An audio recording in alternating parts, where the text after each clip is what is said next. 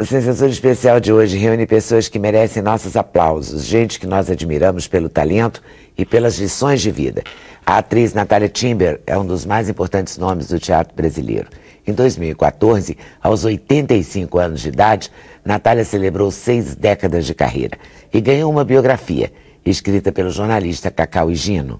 Principalmente sobre a minha carreira, meu trabalho, não sei por que cargas d'água ele se esmou com artística, a gente focou nisso aí, na trajetória artística dela. A Lia Luft é uma estrela da literatura brasileira. No livro O Tempo é um Rio que Corre, ela propõe uma reflexão sobre o fluxo da vida, o passar do tempo com suas memórias, sonhos, amores, lutos e saudade. Comecei a trabalhar com essa história do fluxo do tempo, o que ele traz de bom, a nossa angústia diante do inevitável, né, com a perda de tempo. Né? A jornalista Dádia Squarizi escreveu sobre os deuses da mitologia grega para os jovens. O livro se chamou Deuses do Olimpo. São histórias que atravessam o tempo e dão lições sobre valores universais, como ética, coragem, medos e desejos. Quando eu conto a história de Zeus, tem essas peripécias todas que envolvem os outros deuses do Olimpo. Paloma Jorge Amado lembrou o talento do pai, o escritor Jorge Amado, que através de seus livros levou a culinária e a cultura da Bahia para o mundo.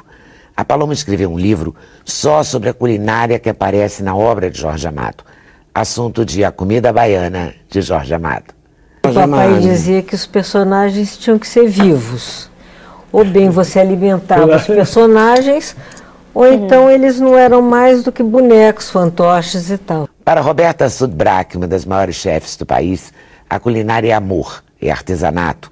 No livro Eu Sou do Camarão Ensopadinho com Chuchu, a Roberta divide receitas e segredos dos sabores. Minha grande fonte de inspiração são esses ingredientes que ninguém quer dar importância, que é o quiabo, o maxixe, o chuchu, a abóbora, justamente para me impor esse desafio de mostrar para você que chuchu tem gosto, sim, e que é bom.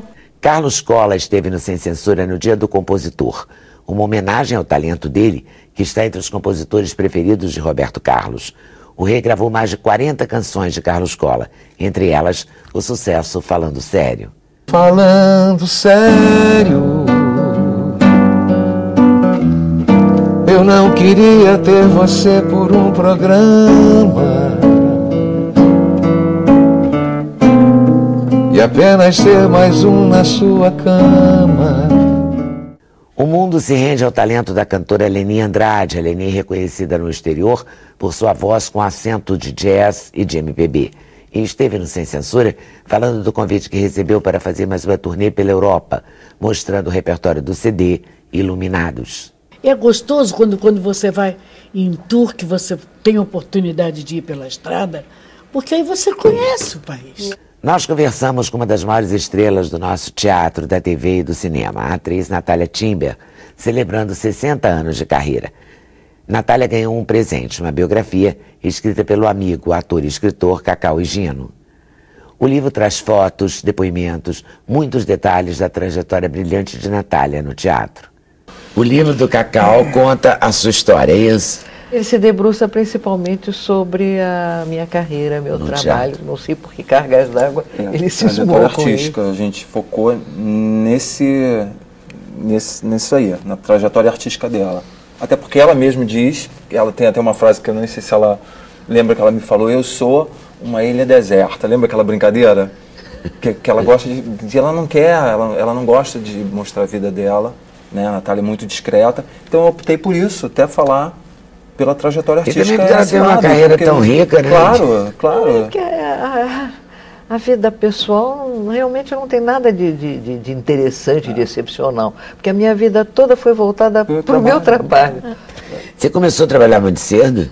Comecei em teatro, quer dizer, eu fui inoculada com 5, 6 anos por um amigo da família que era um diretor que tinha aqui no Rio. Um diretor conhecido, diretor de televisão, de teatro e tal, depois para televisão, naquele tempo não existia, que era o Olavo de Barros. E que me convidou, a mamãe convenceu para participar de um filme. Foi aí que eu fui inoculada. Depois, quando nós fomos para visitar a família na Europa, o filme queimou e esse início histórico se perdeu.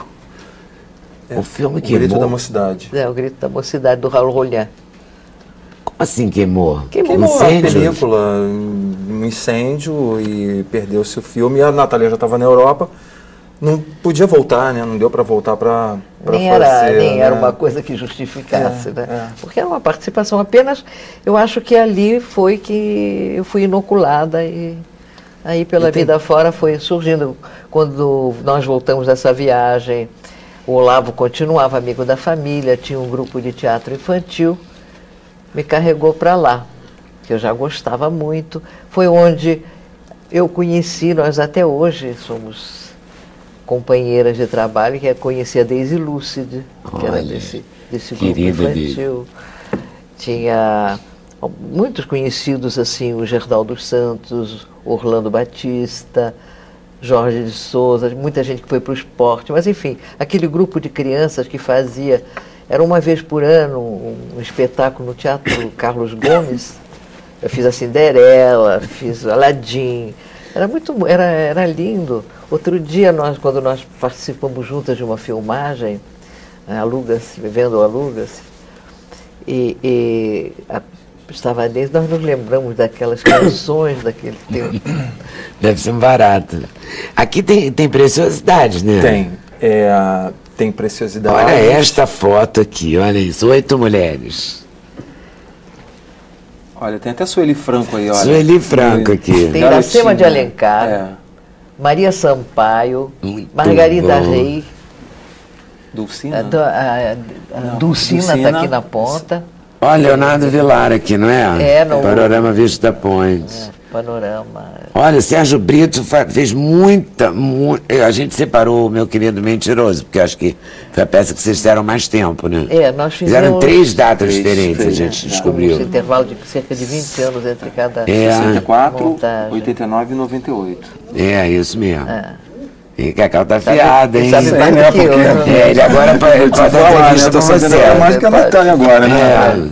Não, é lindo o trabalho do Cacau, porque foi uma pesquisa incrível que ele fez. É coisa que eu nem sabia. Como é que você trabalhou, Cacau? Bom, foi o seguinte. A nossa Natália é muito organizada?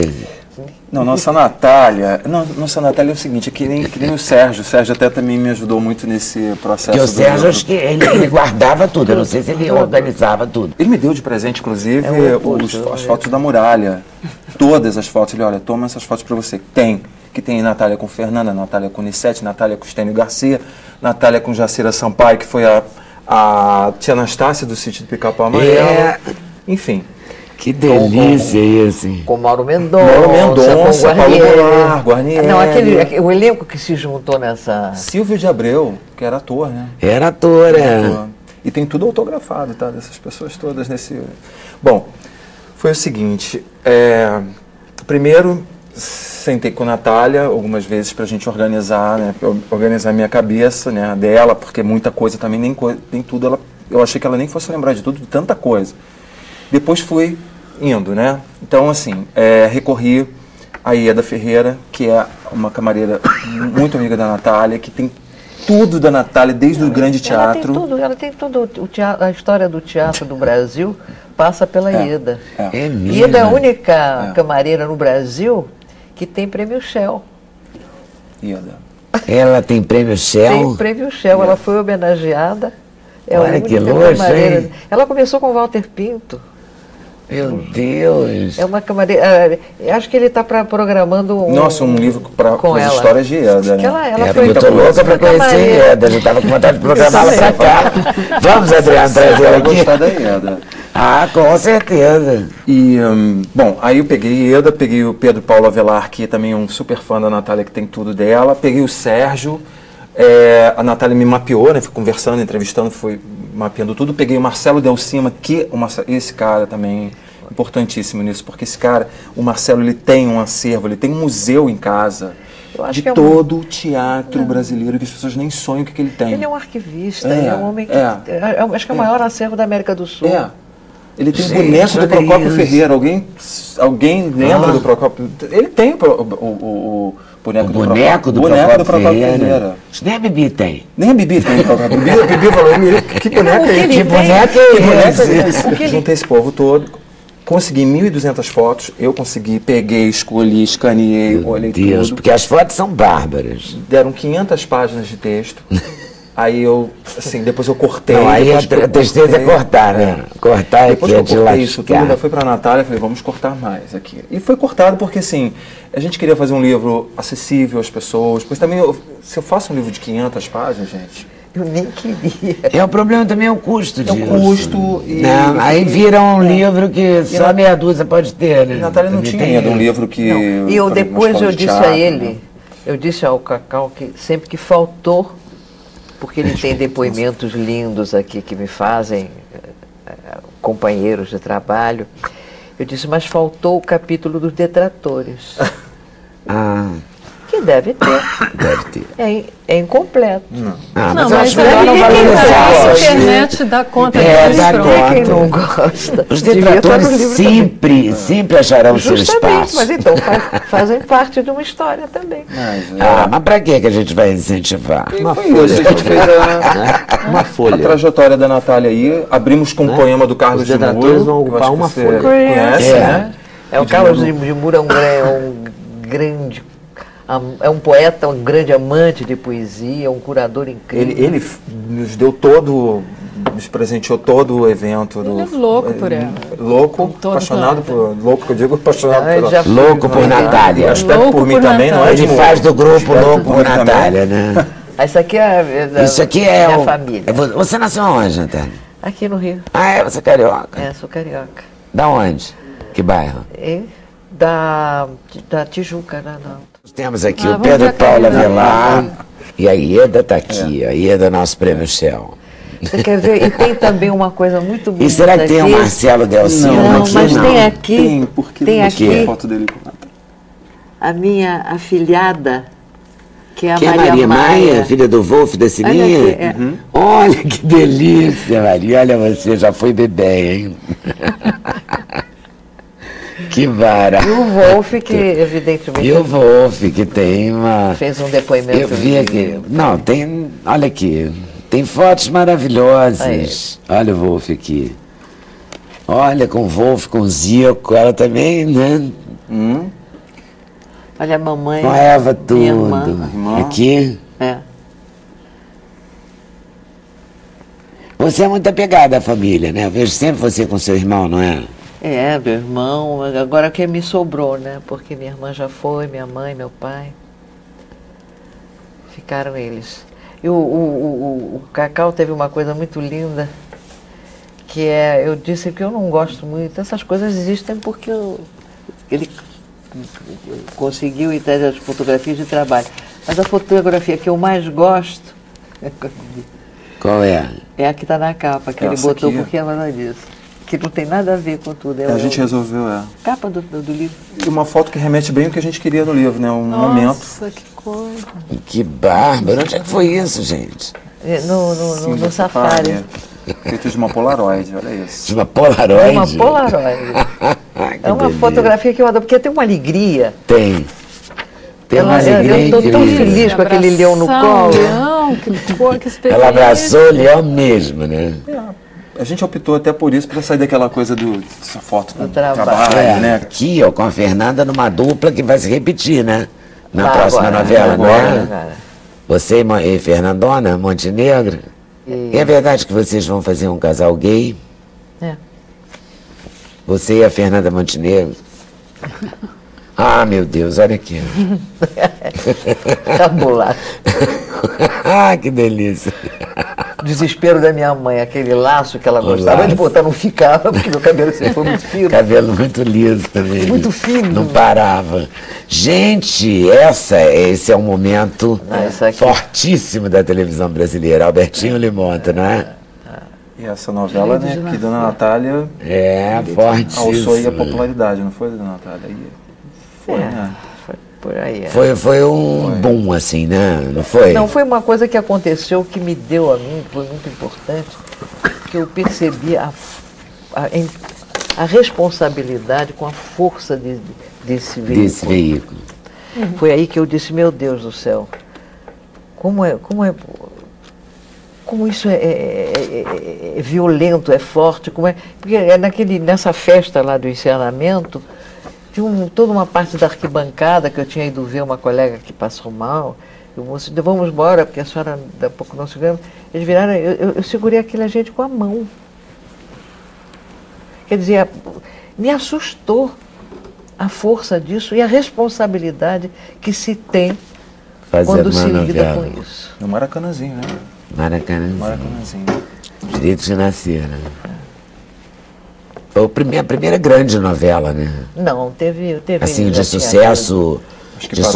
Mas parou o país. Isso é o que? A gente está falando de que ano? E sem os recursos da mídia que se sem nada. 64? 64. Vou pegar uma foto aqui desse momento. Momento, meu querido mentiroso. Podemos colocar o VT? A gente tem um trechinho da peça. Micro. Do querido? Meu querido mentiroso. Com Sérgio. Com Sérgio Brito. 1913. Que no ano novo você possa brincar com a lua e beijar as estrelas. E que a terra continue a seus pés. Véspera do ano novo. A noite de todas as noites. Você se lembra do último Réveillon? Eu me lembro. Isso me corta o coração. Porque eu sei que até ali íamos bem. E ficamos doentes desde então. No último Réveillon e todos que o precederam, havia beleza e eternidade. Se sua parte nisso tudo não passa de ilusão, então estou tão só quanto Deus. Olha. Saudade do Sérgio. Dessa última versão que nós fizemos, às vezes eu tinha que me policiar porque eu me distraí olhando para ele. Eu acho que a vez, de todas as vezes que nós fizemos, foi aquela em que ele encontrou plenitude no show que ele fazia. Ele gostava particularmente da carta do enterro da mãe. E ele fazia aquilo com entrega, uma coisa que eu embarcava, tinha que me policiar. Senão você embarcava na dele. No próximo bloco, a escritora Lia Luft, que reflete sobre lembranças e saudades no livro O Tempo é um Rio que Corre. E a jornalista Dádia Squarize, que traduz a beleza da mitologia grega para os jovens no livro Deuses do Olimpo. Se vale a pena conferir, com certeza, já já.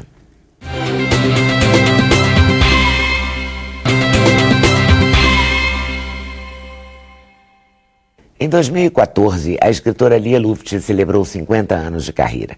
No livro O Tempo é um Rio que Corre, ela reflete sobre o fluxo constante do tempo, que para muita gente é motivo de angústia, de sofrimento. Um sofrimento que, segundo a Lia, está ligado à negação das coisas simples e naturais da vida.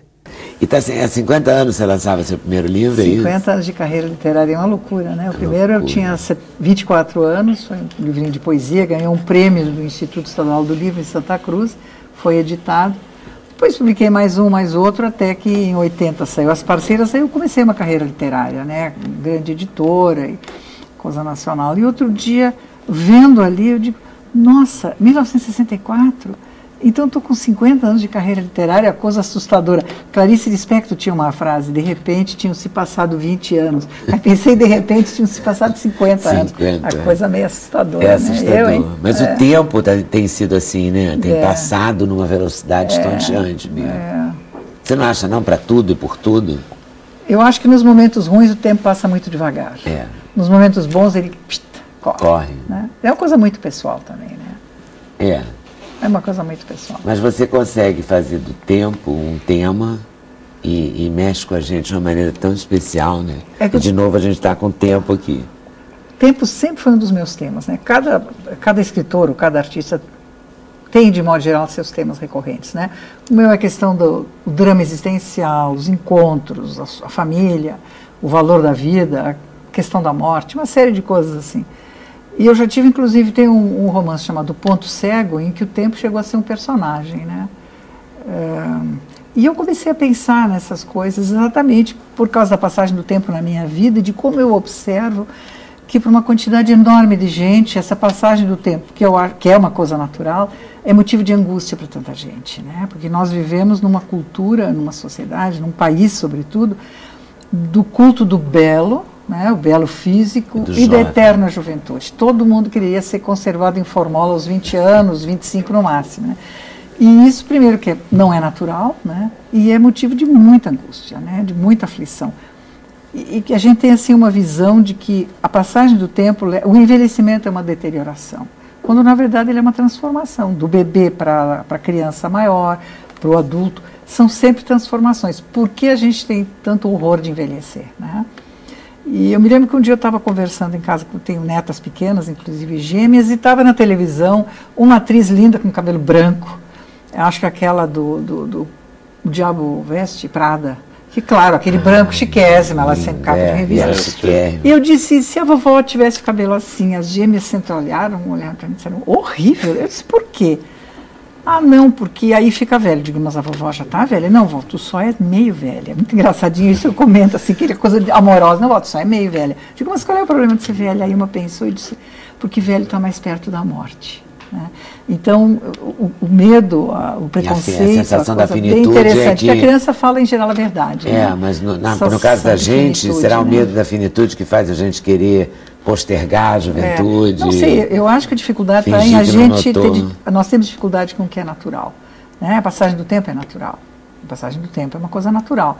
Mas como nós temos medo, porque também o preconceito, né? Nós não gostamos de usar a palavra velho, então inventamos as que eu acho umas besteiradas lá de terceira idade, melhor idade, e pior ainda escrito melhor idade, uma palavra só. Eu acho muito pior, né? Acho muito pior. Tá velho, por que eu não vou estar velho? Então eu comecei a refletir muito sobre essa questão do horror da velhice, aquela coisa idealizada. Ah, a infância é a melhor fase da vida. Será? Na infância, em primeiro lugar, você também adoece, você também morre, você também tem perdas, teu pai morre, os pais separam, a criança não quer separar, né? Esse tipo de coisa. E todo mundo manda na gente, né? Eu tive uma infância maravilhosa, mas eu queria ser adulta, então todo mundo mandar em mim, uma educação meio severa. Quando você é jovem, juventude é a melhor fase. Será? Tem coisas maravilhosas, mas você tem que mostrar serviço, tem que escolher, vai casar, não vai casar, vai ter filho, fazer vestibular, mercado de trabalho. O que você vai ser quando crescer? Que vai ser? Vai casar, não vai casar, vai ter filho, mais um filho. Porque... Então, há uma coerção social muito grande quando você ainda é jovem, indeciso, né? Depois, quando você está maduro, maturidade, bom, e agora? O que eu fiz da minha vida? O que eu estou fazendo? Então, me parece que... E tem coisas boas também no envelhecimento. Ah, mas você fica doente. O moço também fica doente. O número, por exemplo, de adolescentes suicidas é muito maior do que se pensa, só que não sai no obituário, claro. Então, nasceu dessas reflexões e também um pouco de achar uma certa graça dessa história toda, né? Aí lembrei que um dia eu estava com a Tônia Carreiro, estava fazendo 80 anos, e um jornalista, nós estávamos numa casa de uns amigos, disse, Tônia, como é que você lida com o envelhecimento, com a velhice? Ela é uma pessoa muito rápida, assim, bem-humorada. Ela disse, eu acho ótimo, porque a alternativa seria a morte.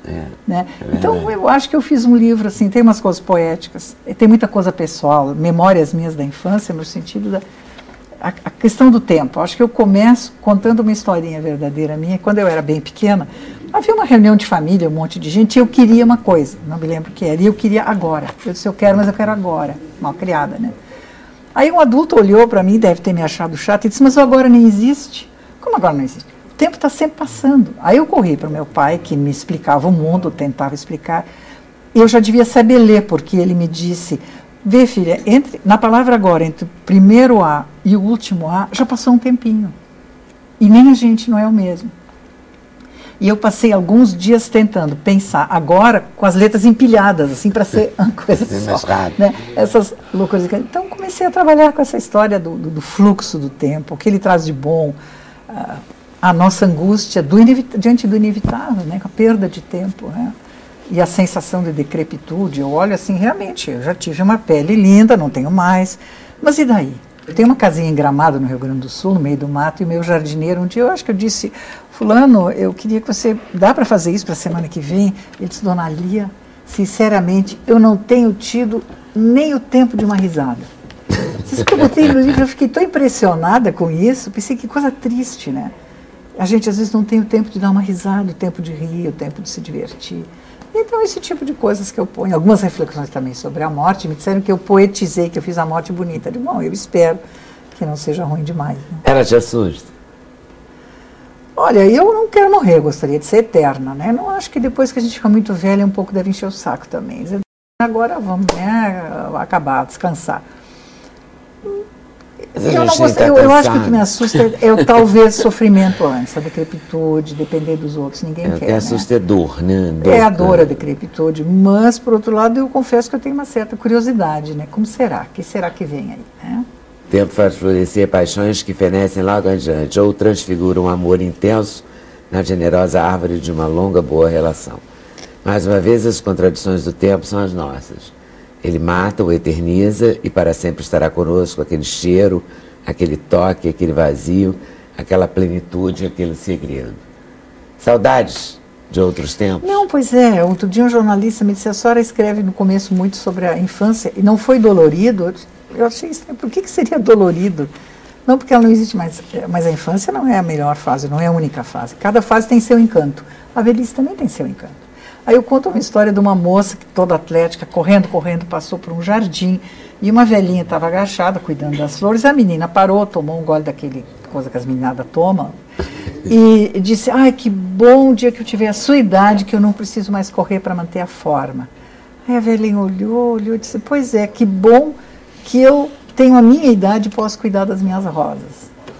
Então tudo tem seu encanto. É que a gente fica muito pressionado, a coerção social. A gente vive um pouco uma cultura da futilidade, né? Tem que ser assim. Vive pois muito. Um pouco muito, né? Eu quis ser simpática. Não tá, mas vamos falar a verdade, não está demais? Eu acho. Tem que ter a bolsa tal, tem fila na loja tal para comprar a bolsa tal. Oi? Eu me lembro do meu amigo e compadre Érico Veríssimo, me disse uma vez, Lia, a verdade é a seguinte, há momentos ou fases na vida em que o humor é até mais importante do que o amor. Ele quis dizer isso. Eu digo, não, eu posso, estou envelhecendo, um dia vou ser velhinha, mas não, a gente não precisa ser chata. E a tendência é, de repente, você ficar horrorizada com a passagem do tempo, ficar assustada, ficar uma velha chata, cobradora, de mau humor, e aí você fica sozinha. Às vezes não é porque os filhos não prestam, é porque você está muito chato. Tem que ter interesses, tem que ter interesses, né? Agora, uma coisa estranha, olhando... Claro que falar é fácil, né? Escrever é fácil também. Escrever é fácil? Para você é fácil, é impossível. É a profissão, né? Para você é fácil. Você escreve de manhã, de noite, tem que ter silêncio, como é o seu ritmo? Eu normalmente gosto de escrever no meu escritório, na minha casa, que é bem pequeno, onde estou com meus livros, meus CDs, meu computador. Eu, em geral, sou mais produtiva e sou melhor de manhã. Eu acordo muito cedo, meu marido, a gente gosta de acordar quando o sol está nascendo, essa coisa da manhã, eu acho uma energia muito legal.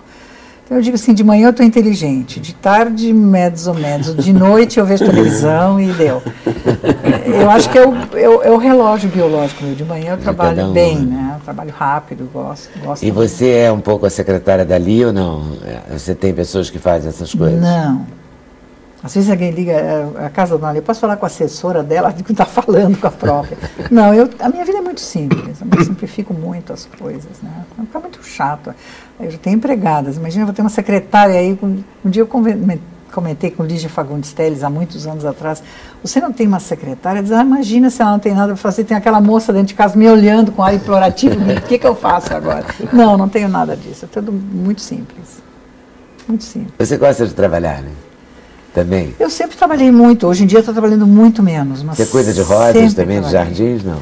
Só das palavras? Não, eu tenho um jardim, eu tenho uma cobertura, tenho um jardim em cima, eu cuido, eu rego, eu gosto. Eu tenho um jardim na minha casinha, bem pequena, em Gramado, no meio do mato, eu gosto de mexer.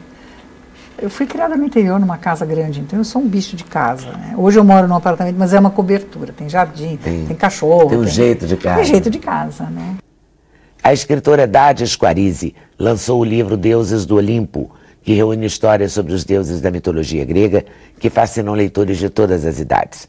A Dádia Squarizi explicou o fascínio gerado por esses mitos, histórias fantásticas que trazem muitas emoções, significados e ensinamentos universais. Você escreveu sobre cada um dos deuses? São 12 deuses. O Olimpo tem 12 deuses. E aí as peripécias que rondam cada um tem uma característica. E então eu botei as peripécias que envolvem essas características. Por exemplo, Zeus era um grande namorador. Ele era casado com uma mulher muito ciumenta. E dessas mulheres que punem a outra e não pune o marido. Por isso que é a protetora do casamento. Ela mantém o casamento a qualquer custo. Ela chega a outra, né? Ela chega a outra. Então, uma das vítimas de Hera foi Hércules. Hércules foi fruto de um caso dos Zeus com Alcmena. E Zeus precisava muito de um herói para melhorar o mundo. Então, mas como ele era filho de um deus com uma mortal, ele era um semideus e precisava se tornar imortal. Então ele lá que enganou a mulher, e a mulher deu o peito para Hércules mamar o leite de uma deusa. E mamando o leite, ele se torna imortal, não Deus, ele se torna imortal. Então ele mamou, ela deu o peito para o Hércules. E ele deu um chupão tão forte, porque ele era muito forte. E que Hércules, que o leite esguichou pelo céu. E criou-se a Via Láctea. A origem da Via Láctea é essa. Então, os 12 trabalhos de Hércules, são fruto da vingança de Hera. Que Hércules cresceu, ela perseguiu muito durante toda a vida, casou-se e teve 2 filhos. E ela deu um manto oculto e jogou em cima de Hércules. E Hércules enlouqueceu, teve um surto e matou a mulher e os 2 filhos. Para conseguir o perdão dos deuses, ele teve que fazer os 12 trabalhos. Então tem aí, quando eu conto a história de Zeus, tem essas peripécias todas que envolvem os outros deuses do Olimpo. Tem Deméter, por exemplo. Deméter é a deusa da agricultura. É importante, a agricultura é comida. E Deméter tinha uma filha, Perséfone, belíssima. E Perséfone, a mãe e filha saíam para passear no bosque. E um dia Perséfone viu uma flor linda, um narciso. Se sentiu atraída pelo narciso, que é a flor da atração, e daí vem Narciso lá, o Deus que se apaixonou por si mesmo. Ela viu o Narciso, estendeu a mão para pegar o Narciso e a terra se abriu. Se abriu com uma enorme explosão e ela foi tragada por Hades, o Deus do mundo subterrâneo, o Deus dos infernos. Que não é inferno no mundo grego, não é o nosso inferno cristão, é o mundo dos mortos. E Hades, poderosíssimo, queria ter uma mulher, mas ninguém queria morar no mundo sombrio, no mundo subterrâneo. E ele furtou Perséfone, raptou Perséfone. Quando Deméter se deu conta que a filha não estava lá, ela só ouviu o grito, não sabia o que tinha acontecido. O Deus Sol, que vê tudo e era fofoqueiro, contou para ela. E aí ela foi apresentar um ultimátum para Zeus. Ou você me devolve minha filha, ou eu faço greve. Ele fez de conta que não estava nem aí. E ela fez greve. Então o mundo se cobriu de neve e não teve comida. Faltou comida para os animais, faltou comida para as pessoas. E para que não se morresse de fome, Zeus fez um pacto com ela. Ele devolveria Perséfone se ela não tivesse comido a comida do inferno, que era romã. Só que Perséfone tinha comido 3 sementes de romã. Aí, quando ela voltou, se descobriu que ela tinha comido 3 sementes de romã. Então, Zeus fez um pacto com Deméter. Ela ficaria com a filha 9 meses. E 3 meses ficaria no mundo subterrâneo com o marido, com Hades, que são as 3 sementes de romã. Então, é por isso que a gente tem 3 meses de inverno, que é quando Perséfone está no mundo subterrâneo. E 9 meses de sol, de agricultura, de colheita. Isso na Europa, no mundo, né, no hemisfério norte, é mais assim. evidente. Então, Deméter, quem é Deméter? Deméter é aquela mãe protetora, possessiva, que não solta o filho, não solta a filha de jeito nenhum. A filha se casa, ela vai atrás, está sempre no pé da filha. É a mãe super protetora que quer ficar sempre junto da filha. E Perséfone é mais ou menos aquela que faz o jogo duplo. Fica bem com o marido e fica bem com a mãe. Fica bem com a mãe também. Então, Deméter é uma das 12 olimpianas, uma das 12 deuses do Olimpo.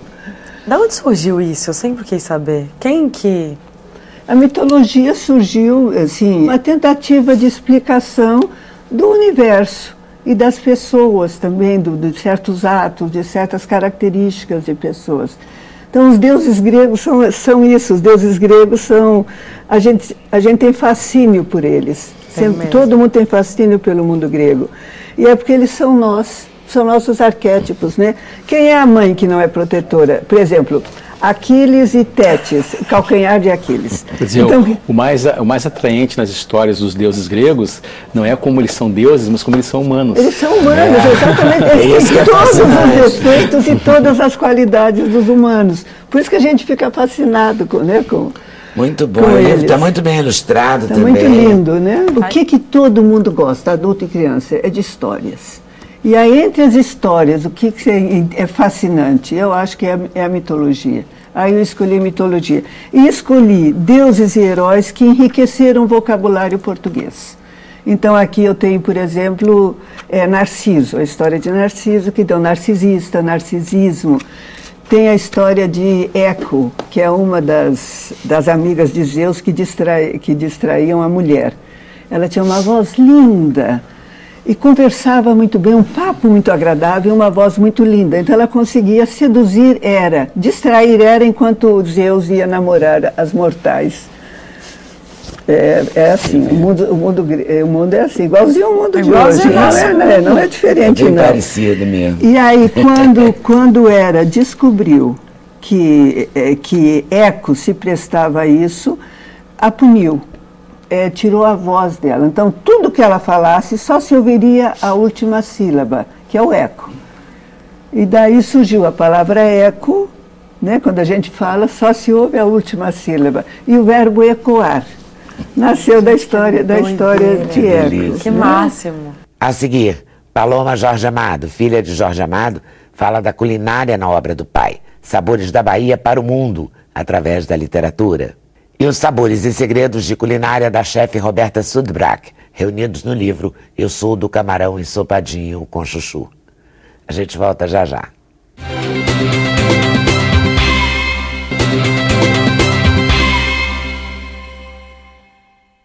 A escritora Paloma Jorge Amado falou do prazer de cuidar da obra do pai, o escritor Jorge Amado. A Paloma escreveu um livro com as receitas que aparecem nas obras de Jorge Amado. Cada receita citada nos livros foi reunida no A Comida Baiana de Jorge Amado. A obra completou 20 anos, ganhou uma nova edição em 2014, com as receitas testadas por a Rita Lobo. Depois de muitos anos sem o livro à venda, me cobravam muito. Você sabe que é uma coisa engraçada, o livro existiu e as pessoas sabiam que ele existia. Então, ficou na moda, como a gente estava conversando aqui no intervalo sobre a moda, a gastronomia entrou numa moda louca, né? Então você tem milhões de cursos universitários e tal. Uma vez eu, num hotel na Bahia, o rapaz que atendia me disse: "Ah, você é Paloma? Olha, eu preciso tanto do seu livro." Eu disse: "Qual?" Ele disse: "O de cozinha baiana, você sabe, o professor indicou como leitura obrigatória." Olha que danado. Não tinha para vender. Eu, hoje, não tenho nenhum livro das edições anteriores, porque eu tive que dar tudo. Então eu fiquei esperando o livro, eu ter de novo os direitos do livro, porque ele estava vendido, mas o editor não fazia. E aí então a Companhia das Letras, que edita o papai, se interessou, e como eles estavam entrando num acordo, fazendo uma associação com a panelinha da Rita Lobo, foi assim, Ouro sobre Azul. Perfeito. Uma beleza. E 2 anos para refazer ele. É mesmo? É, mas está tão lindo. Tá lindo o mesmo. Caí me diria ouros e rendas. Está todo em ouros e rendas, é uma coisa. Que delícia isso, ouros e rendas. E é tão interessante porque eu estava brincando que eu abri numa página que tinha batata doce. Falei, não vou falar de batata doce de novo, abri numa outra tinha tapioca. Aí falei para Paloma, brincando aqui no intervalo, que está super na moda, né? Jorge Amado bombado. Mas isso que você está me dizendo, eu fico tão feliz, você sabe? Vou falar, eu sei que eu sou obrigada a falar sobre o assunto livro, mas como é um livro sobre Jorge Amado, não pode falar de Jorge eu posso falar de Jorge Amado Amado também, não é? Pode quase tudo. Você sabe que existe uma coisa que dizem muito, falam muito de herdeiros. Todo mundo que é herdeiro sabe como é ruim quando falam de herdeiros. Parece que a gente vive às custas. Ser herdeiro de escritor, de poeta, então eu mesma vou encontrar Maria, filha do Vinícius, depois de amanhã. É uma herança muito boa, porque ela só se converte em dinheiro se você fizer pela obra, porque é uma herança de direito autoral. Uhum. E você só ganha direito autoral se comprarem o livro do autor. É verdade. O que eu queria te dizer, você disse uma coisa agora que me despertou essa emoção de dizer Jorge Amado está super na moda. Tá. Desde que ele foi para a Companhia das Letras, só de Capitães da Areia vendeu quase 1 milhão de exemplares. De um livro de 70 anos de idade. Mas eu assinei 2 contratos. 3. Um para uma edição em língua macedônia. Olha que maravilha. Outro para uma edição em língua armênia. Caramba. E o terceiro para o Líbano em árabe, 9 títulos. Papai morreu já há 15 anos e já fez mais de 100 anos. Então, o que eu fico feliz, eu aproveito para te dizer aqui, é que essa é a minha boa herança, é saber que eu estou fazendo um bom trabalho pelo meu pai. Perpetuando a obra dele. Não é? E isso aqui também ajuda, porque o povo adora uma comidinha, nós gostamos. Nós gostamos muito. Esse livro tem, né, para vender. Esse está chegando na livraria. Esse não é um livro de receita qualquer, porque ele remete à obra que as receitas têm um porquê de estarem aqui. Exato, são receitas que alimentaram personagens. Personagens de Jorge Amado. O papai dizia que os personagens tinham que ser vivos. Ou bem você alimentava os personagens, ou então eles não eram mais do que bonecos, fantoches e tal. E ele alimentava para valer. Mesmo. É isso, com a comida da melhor qualidade. Sabe por quê, Leda? Muita coisa de origem africana, né? A comida baiana. A comida baiana tem uma parte africana enorme. Ó, Dona Flor, seus 2 maridos. Aí você vai vendo cada... Olha aí, essa carne que você está abrindo aqui é uma receita que me foi dada pela Clara Veloso. É Deixa eu contar, porque as receitas não são minhas. As receitas são das grandes cozinheiras da Bahia. Tá? Então, por exemplo, essa receita era muito divertido. Quando a Clara me deu a receita dessa malaçada, ela me disse assim, a receita veio escrita. Aí dizia assim, um molho de coentro, se for do Paz Mendonça. Paz Mendonça na Bahia é tudo quanto é supermercado. Se você vai no Extra ou em qualquer um, chama Paz Mendonça. Então, se o molho de coentro for do Paz Mendonça, é um molho. Agora, se for da Feira de Santo Amaro, basta meio. A receita tem vários detalhes, né? Muito bom, gente. Tem fotos lindas e não são óbvias também. Olha isso, o bolo de aipim de Tocaia Grande. E aí a gente vai curtindo, vai ter que pensar, viu? A gente vai relembrar, vai relembrar isto e aquilo. A VC de Castro Alves vai lembrar de bolos, de mingau de tapioca, olha que lindo. Depois de ler o livro, Jorge Amado inteiro. Você aqui já leu um pouco, porque na ideia original, como a gente não imaginava ilustrar com muitas fotos, tinha ilustração que é um trecho onde se come no livro. Esse livro, ele diz em que livros se come tal comida, porque às vezes as comidas de azeite, em muitos se come, né? Delícia, adoro. A chefe Roberta Sudbrack reuniu delícias da culinária típica do Brasil no livro Eu Sou do Camarão Ensopadinho com Chuchu. A Roberta ensina a preparar as receitas clássicas brasileiras, acompanhadas por fotos belíssimas, e revela segredos indispensáveis para quem gosta de cozinhar. Minha grande fonte de inspiração são esses ingredientes que ninguém quer dar importância, que é o quiabo, o maxixe, o chuchu, a abóbora, justamente para me impor esse desafio de mostrar para você que chuchu tem gosto, sim, e que é bom. Tanto é que Carmen já falava dele lá atrás, né? Então, só por isso, eu sempre digo que ao entrar na feira, os outros ingredientes deviam fazer assim pro chuchu, porque ele foi cantado por Carmen, né? O chuchu é engraçado. O chuchu trabalhado, bem trabalhado, ele é gostoso. Mas é justamente aí... Mas assim, o chuchu, cozinhou o chuchu. Tecnicamente, qual é a história? O chuchu tem muita água. É até uma ofensa, né? Picolé de chuchu, aquela pessoa. É o quarto estado da água. É, mas coitado. Do líquido gasoso e chuchu. Justamente por isso eu gosto de trabalhar esses ingredientes. Por exemplo, quando a gente trabalhou o quiabo, resolveu estudar, justamente, muita gente odeia. Eu amo quiabo. Mas muita gente odeia. Quando eu trouxe o quiabo para a linguagem da alta gastronomia, foi como quiabo? As comandas chegavam na cozinha, sempre restrição quiabo. Eu estava quase dando um carro para a pessoa que comesse o primeiro quiabo. Foi um grande desafio. Então a gente justamente gosta de escolher esses ingredientes. Por exemplo, no ano que a gente estuda um ingrediente por ano. Sempre escolho esses assim marginalizados que tem os excluídos de Sudbrack. No ano do maxixe, eu estava na cozinha e aí o garçom falava: chefe, o cliente quer ver o maxixe. Eu, quando ia na mesa, eu achava que era um estrangeiro. Eu já chegava falando, hello, how are you? E era um brasileiro, nunca tinha visto um maxixe na vida. Não sabia que o maxixe tinha aquele formato, não tinha a menor ideia do gosto do maxixe. Então, esse trabalho tem um pouco a ver com isso também.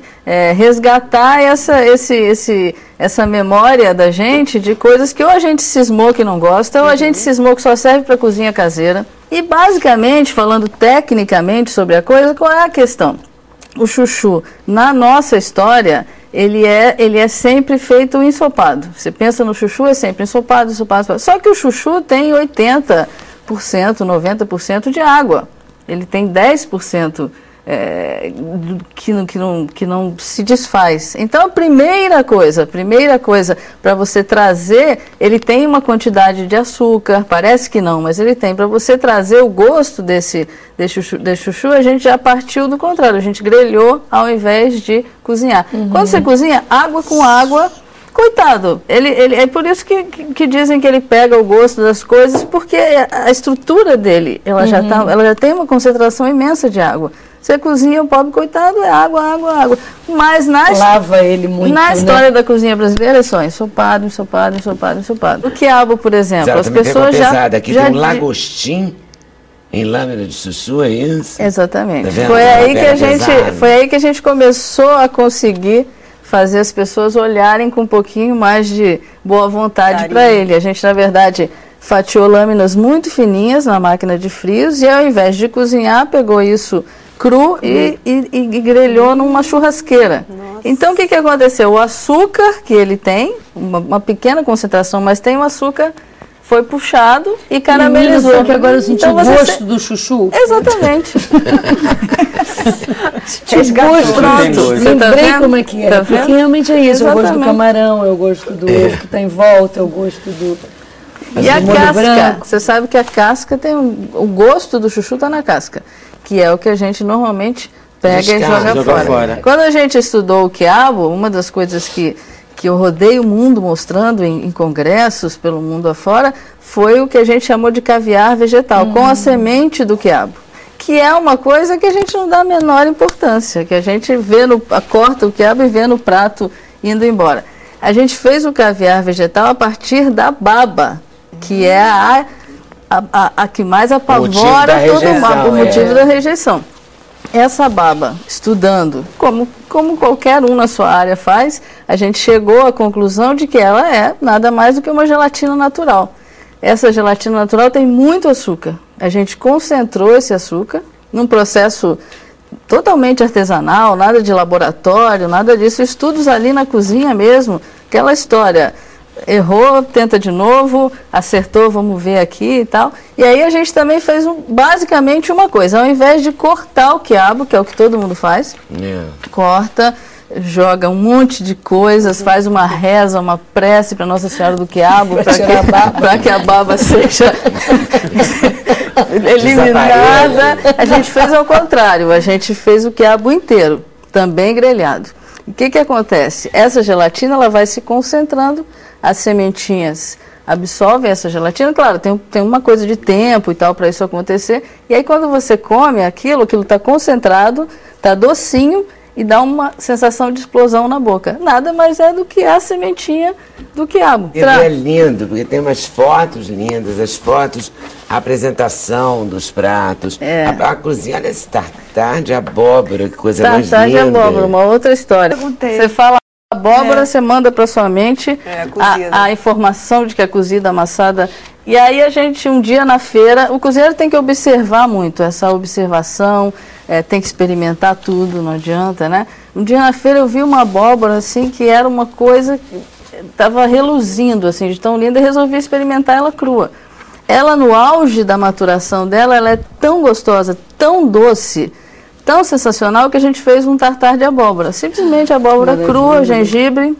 Aliás, abóbora com gengibre combina. Gengibre, né? Um pouquinho de passas e a semente da abóbora, que também a gente normalmente joga fora. Agora, você pegou, limpou, faz uma misturinha de sal, açúcar e um pouquinho de água. Passa nela ali e leva no forno. Quando ela está crocantinha, você guarda num potinho e fica um tempão.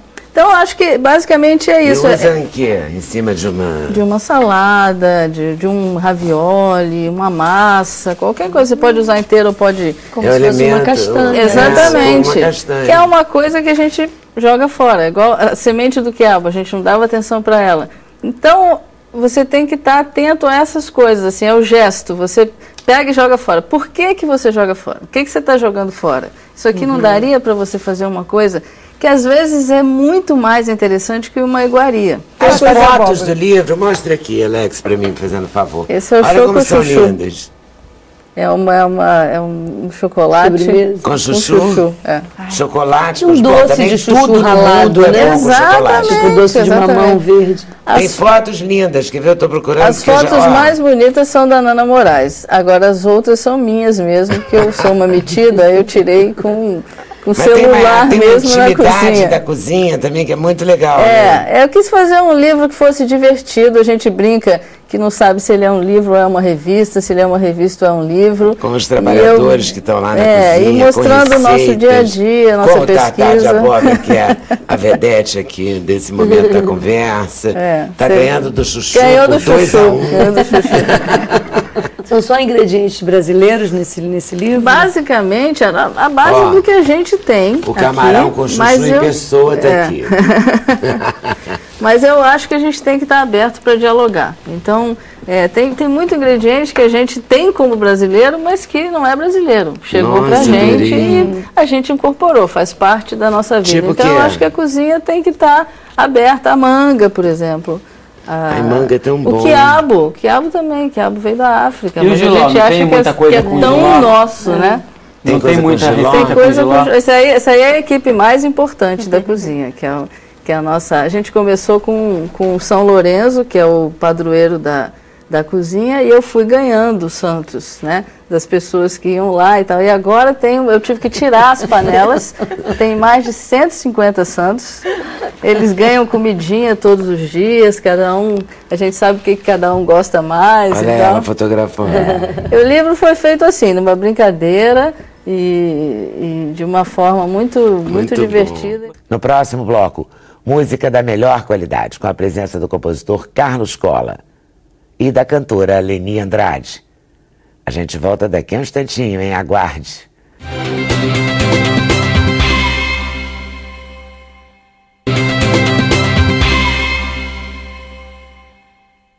Carlos Cola é um dos compositores preferidos do cantor Roberto Carlos. O rei gravou mais de 40 sucessos de Carlos Cola, composições que viraram sucesso nas vozes também de vários artistas do Brasil e do exterior.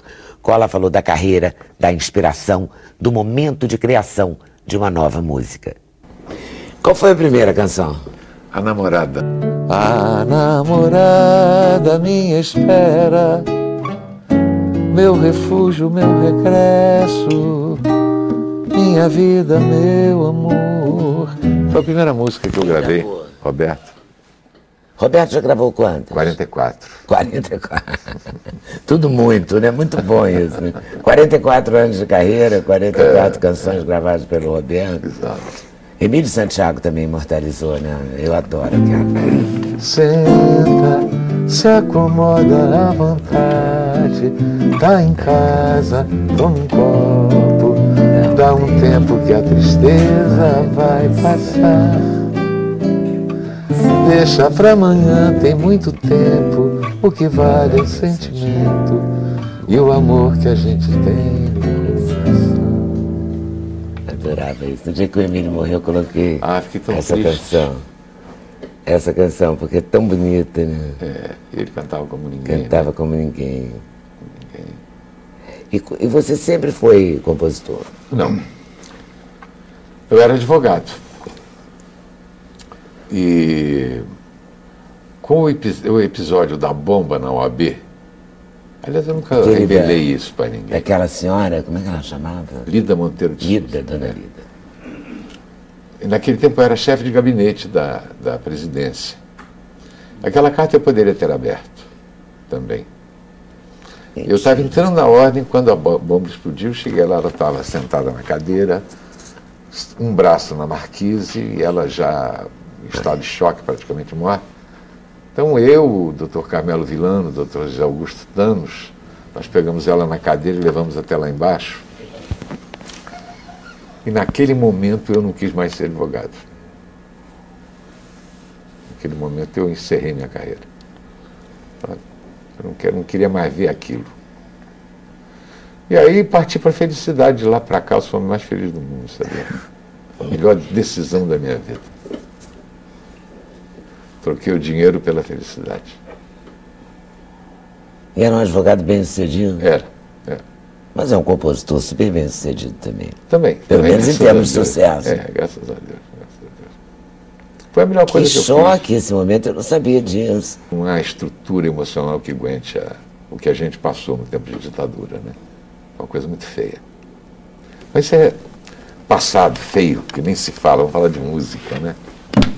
E aí e aí o compositor já existia certamente, né? Eu fazia uma música por ano para o Roberto. Ah, tá. Só.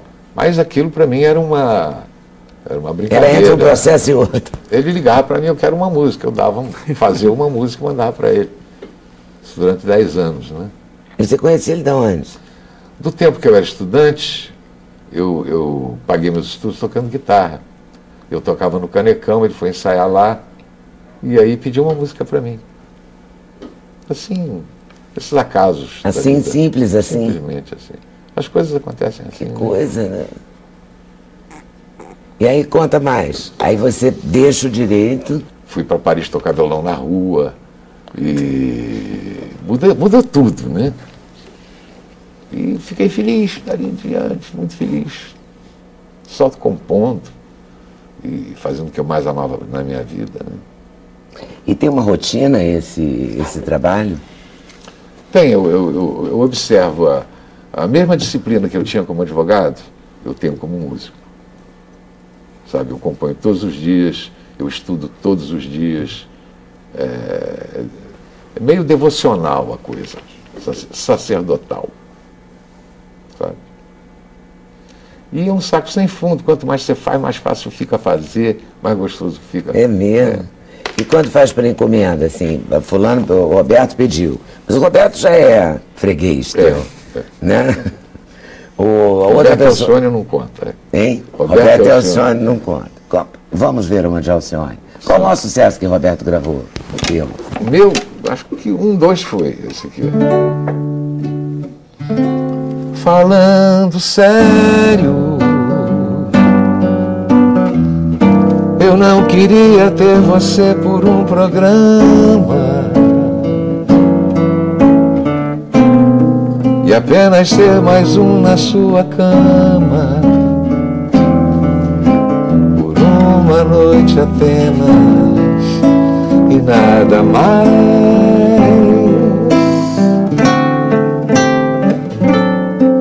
Falando sério, entre nós dois tinha que haver mais sentimento. Não quero teu amor por um momento, inteira a vida inteira pra me arrepender.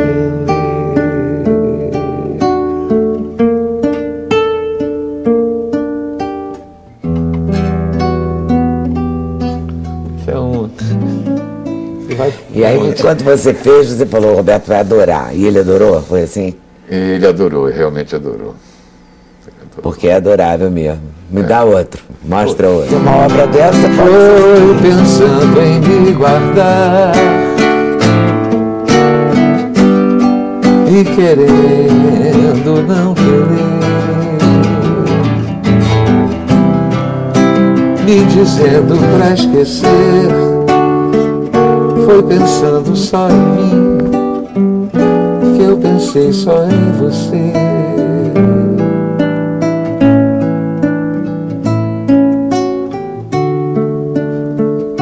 Foi tentando me afastar, foi negando meu amor, foi por não querer amar que eu amei você. Aí vai, se o amor se vai, porque lá vai de um monte. E a de Alcione? Que é Alcione que você fez pra Marrom. Meu vício é você, meu cigarro é você, eu te bebo, eu te fumo. Meu erro maior eu aceito, eu assumo. Por mais que eu não queira, eu só quero você. Meu vício é você, meu dadinho, meu jogo de cartas marcadas. Essa droga de sonho não vai dar em nada. Violando na vida e farei em você. E aí? Eu te quero além da cama, eu te amo de verdade. É muito bom, né? Só música boa, né? Só, ele é um sucesso atrás do outro, é muito bom. Vamos caminhando aí. Eu gosto muito disso. Você faz o maior prazer, né? Ah, eu me divirto. É a melhor coisa do mundo. E tem as inesperadas também, né? Uma vez eu fiz um sambinha. E o sambinha virou um dos maiores sucessos sertanejos do país, que não tinha nada de sertanejo. Assim, quer ver? Você pode encontrar muitos amores, mas ninguém vai te dar o que eu te dei. Podem te dar até algum prazer, mas posso até jurar, você vai ver que ninguém vai te amar como eu te amei. E aí virou. Eu vou ficar guardado no seu coração na noite fria. Diferente, né? Completamente. O grande intérprete, o grande cantor, a grande cantora, meio quase que assina junto a canção, né? O Roberto principalmente, né?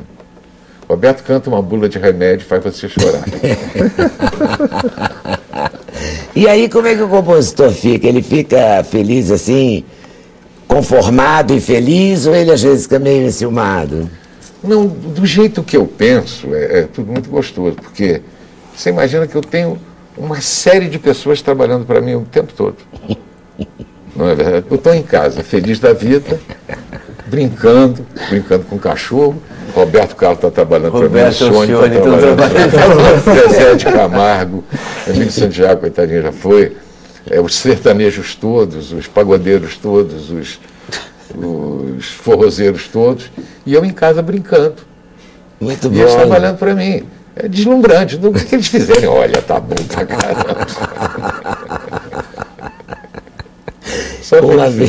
Uma vez o Jorge Aragão me contou que quando a Elza gravou o primeiro sucesso dele, que aquele falou, Zeca morreu e tal, ele estava no ponto de ônibus de madrugada e contou, não tinha ninguém para contar, contou para o apontador lá da empresa que a música era dele. Aí o cara olhou, não acredita, né? Não acreditou mesmo.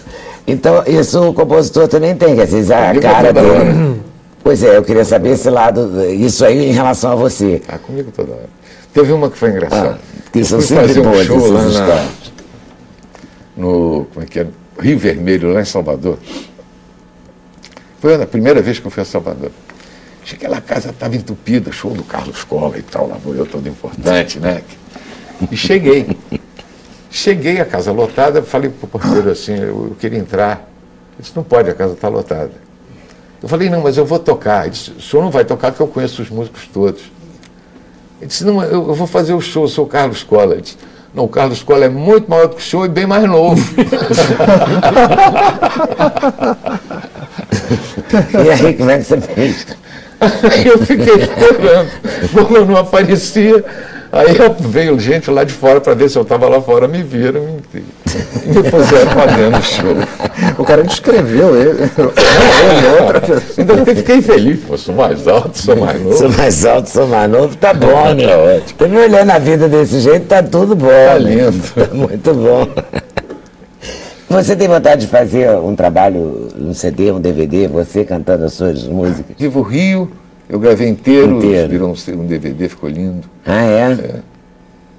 E para mim é uma surpresa, porque eu sou cantor esporádico, né? Eu não gosto muito de ir para o palco. O palco me amedronta. O palco é para essas feras aí, né? Amedronta também. Tem que ser muito mais macho do que eu para gostar de palco. Mas depois da terceira música eu me ambiento. Aí se anima, né? Mas no começo é um medo danado. Então eu me escondo o máximo que eu posso. Aí, mas tenho amigos que querem que eu faça show. Aí dessa vez juntou o João Craim e o Zé Henrique do Yahoo. São cantores maravilhosos. Vamos, a gente canta com você, vamos embora, vamos lá. A gente faz o que a gente faz aqui na sua casa, que toda segunda-feira a gente se reúne para tocar lá em casa. Ah, é? E aí, vamos fazer. Fizemos um show lindo, lindo, lindo no Rival. E como é que você faz para escolher as canções? Aí é o problema, né? Deve ser uma parte complicada, né? Que já contaram para mim, porque eu não conto. Uma vez uma editora contou para me fazer uma proposta. Ela estava em 2.600 músicas. Como é que eu vou achar? Como é que eu vou escolher? É um problema. Mas é um problema gostoso. A gente tem uma imagem do show, é isso?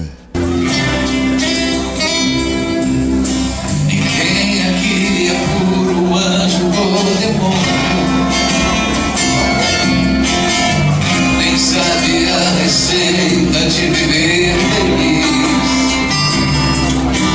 não dá pra separar o que é real do sonho, e nem eu de você, e nem você de mim, e nem eu de você, e nem você de mim. Agora vem, ó, vamos lá. Eu não tô aqui pra sofrer, vou sentir saudade pra quê? Quero ser feliz, vai tristeza, não precisa.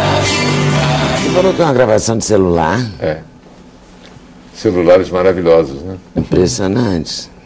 Muito bom. E a gente encerra o especial de hoje com a voz de Leni Andrade, que falou do prazer de viajar pelo mundo, mostrando a sua música. A Leni deu detalhes dos shows de lançamento do CD Iluminados, pela Europa, O álbum é dedicado à obra de Ivan Lins e de Vitor Martins. Leni é uma mulher da estrada. Já morou em Nova York para ficar mais perto de todos os festivais da música, né? Os festivais de jazz.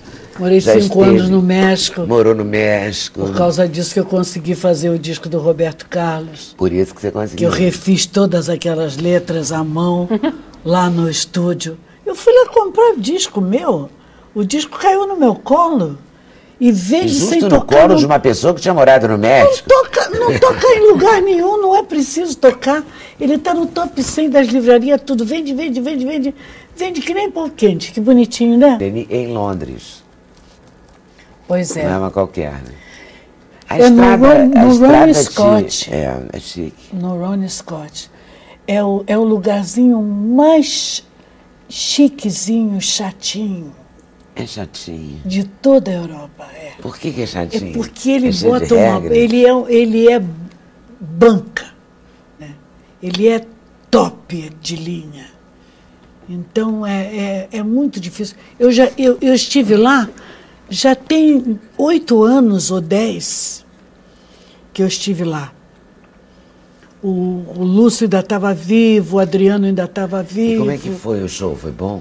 Foi ótimo. Como público, como é que foi reagem? ótimo. Aí deu uma briga danada porque eles queriam que eu ficasse mais dias e a holandesa que estava dirigindo a história da gente toda, os percursos da gente nesse tour, a holandesa falou, não, ela não tem tempo. Ela só vai poder fazer 2 dias e olhe lá, não tem tempo, tem que seguir para outro lugar. Aí a gente seguiu para outro lugar. Foi quando eu fiz com o Toots Thielemans dois vídeos para televisão, né? E agora você vai ficar 2 dias lá de novo. Com aquele belga indecente que me dizia umas coisas ótimas no meio do programa, uma coisa linda. É. O Ivan também gravou com ele, não gravou? Tudo. O Ivan fez tudo com ele. Eles são íntimos. São como irmãozinhos. E você vai ficar 2 dias em Londres, no Eu vou ficar Scott. 2 dias Depois no 3 Scott. em Berlim. 3 em Berlim. Eu adoro Berlim. Eu adoro a Alemanha, Eu conheço a Alemanha toda, norte, sul, leste, oeste, tudo. Tudo, estrada. E é gostoso quando você vai em tour, que você tem oportunidade de ir pela estrada, porque aí você conhece o país. Eu gosto muito de viajar. O que eu tenho horror é a mala me cansa muito, e os aeroportos também já me cansam muito, porque eu sou uma senhorinha de 71 anos, né? Eu não estou brincando mais de casinha, tá entendendo? Eu não você tô leva mais muita brincando coisa, de você casinha. leva pouca coisa? Não, eu sou meio programadinha, assim, tá entendendo? Para começo de conversa, eu não levo nada que eu dependa de passadeira e lavanderia. Estou fora. Na República Tcheca, já cantou lá? Eu vou cantar de tudo um pouco. Eu não você tenho já cantou? Já. Na Iugoslávia, eu fui para Zagreb, também há 10 anos também. Faz muito tempo. Me causou um pouco estranheza o nome, né? República Tcheca. Eu falei, Djalma, meu filho, que lugar é esse? Baianinho, pelo amor de Deus, me explica que lugar é esse? Você está me levando? Para onde é isso? Peregrino está me levando para a República Tcheca, que lugar é esse? Porque você ouve tcheca, sempre se lembra daquelas outras coisas, daqueles banhos, aquelas coisas, das pessoas, aquelas coisas horríveis que não é para dizer agora. Tá cedo ainda para mim, viu? E depois de lá, Itália. 4 shows dessa vez na Itália. Estou quase indo para lá, hein? Eu sou louca pela Itália. Que coisa mais linda de todos os lugares. Eu entro na Itália de venda nos olhos, assim, porque todos os homens eu quero. Aí é um problema sério, porque você não pode querer todos os homens. Tá entendendo? Eles têm na veia, eles têm na veia uma coisa de uma atração, uma coisa de louco. Gente bonita, danada. As mulheres são bonitas também, a dessa. E os homens são muito bonitos. Eu me lembro bem que eu encontrei com o Caetano na Itália e a gente estava... A gente vinha num grupo que vinha descendo e tinha um outro grupo que ia subindo. Aí eu virei para o Caetano, a gente de braço dado, virei para o Caetano e disse assim, Caetano, que coisa de louco, né? Meu Deus do céu, eles são bonitos demais. O Caetano disse assim, eu nem olho, Leni. Eu nem olho, ele virou pro lado. Eu falei, poxa, eu já rompi o ano lá. Eu já rompi o ano lá. Já? Já deu meia-noite, nós entramos em cena meia-noite e 5. Teatro entupido de gente, foi lindo. Inclusive tem uma tradição. O povo lá fora gosta muito da gente. Não é melhor? Aí, com certeza. Vieste com a cara e a coragem, com malas, viagens pra dentro de mim, meu amor.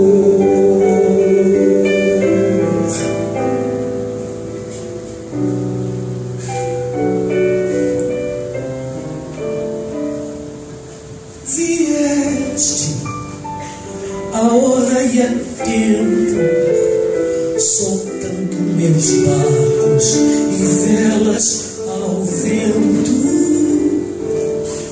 Vieste me dando alento, me olhando por dentro, velando por mim.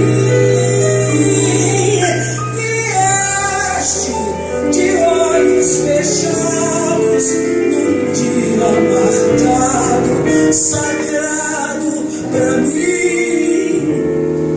Vieste com a cara e a coragem, com malas, viagens pra dentro de mim, meu amor. O Sem Censura de hoje termina por aqui, mas a gente se vê com certeza, se Deus quiser. Até mais.